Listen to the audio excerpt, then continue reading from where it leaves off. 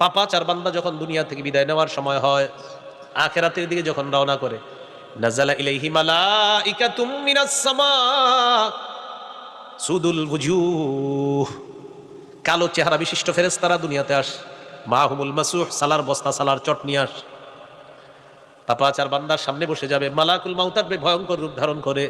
আসার পর বলবে, আইয়াতুহান নাফসুল খাবিসা, হে খারাপ আত্মা, খবিস আত্মা, উখরুজি, তুই বের হ, ইলা সাখাতিল্লাহ, আল্লাহর গুসার দিকে তুই বের হ, আল্লাহর রাগের দিকে বের হ।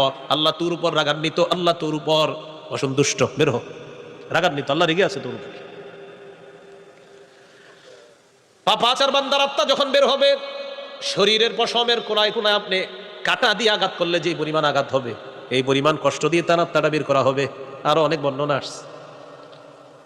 এইভাবে কষ্ট দিয়ে আত্মাটা বের করার পর ওই যে সামনে বসা যারা, তারা ওই চটের মধ্যে, সালার বস্তার মধ্যে এটা নিয়ে নিবে, নিয়ে পেঁচায়া এটা নিয়ে রওনা করবে। দুর্গন্ধ বের হবে, পুরা দুনিয়াটা দুর্গন্ধযুক্ত হয়ে যাবে। ফেরেশতারা বলবে, মাহাদিহির রুহুল খাবিসা, এই খারাপ আত্মা কার, কোথায় নিয়ে যাও? ফেরেশতারা জবাব দিবে, ফুলান ইবনু ফুলান, এটা অমুকের সন্তান, অমুকের আত্মা।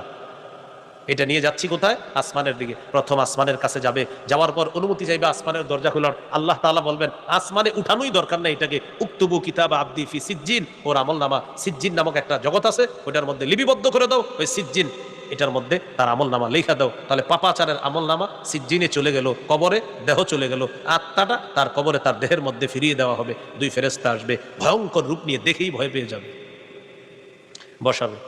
তাফসীর ইবনে কাসির যে ব্যাখ্যা আসছে, আল্লাহ, এতে দেখেই ভয় পেয়ে যাবে। কি উত্তর দিবে? প্রশ্ন করবে, মার রব্বুকা, তোমার রবকে? হা হা লা আদরি, জানি না। ওমা দীনুকা, ধর্ম কি? হা হা লা আদরি, জানি না। ওমান হাদার রাজুলুল্লাযী বুইসা ফীকুম, মানুষটাকে চিনো কিনা? না, জানি না। আসমান থেকে আওয়াজ আসবে, আন কাযাবা আবদি, আমার বান্দা মিথ্যা বলছে। আফরিশুহু মিনান নার, কবরের মধ্যে আগুনের বিছানা বিছায়া দাও। ওয়ালবিসুহু মিনান নার, শরীরে আগুনের পোশাক পরায়া দাও। ওয়াফতাহু লাহু বাবান ইলান নার, কবর থেকে জাহান্নাম পর্যন্ত একটা দরজা খুলে দাও। ফায়াতিহা মিন হামুমিহা ওয়া সামুমিহা, কবরের উত্তপ্ত হাওয়া, গরম পানির ইত্যাদির হাওয়া তার কবরের মধ্যে, লু হাওয়া আসতে থাকবে, উত্তপ্ত হাওয়া তার কবরে আসতে থাকবে।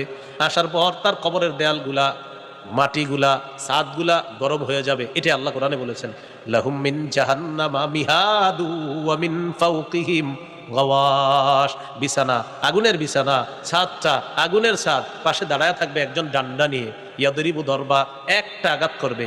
ইয়াসিহু সাইহা, এমন জোরে একটা চিৎকার মারবে, সারা পৃথিবীর জিন ইনসান ছাড়া সবাই তার চিৎকারের আওয়াজ শুনতে পাবে।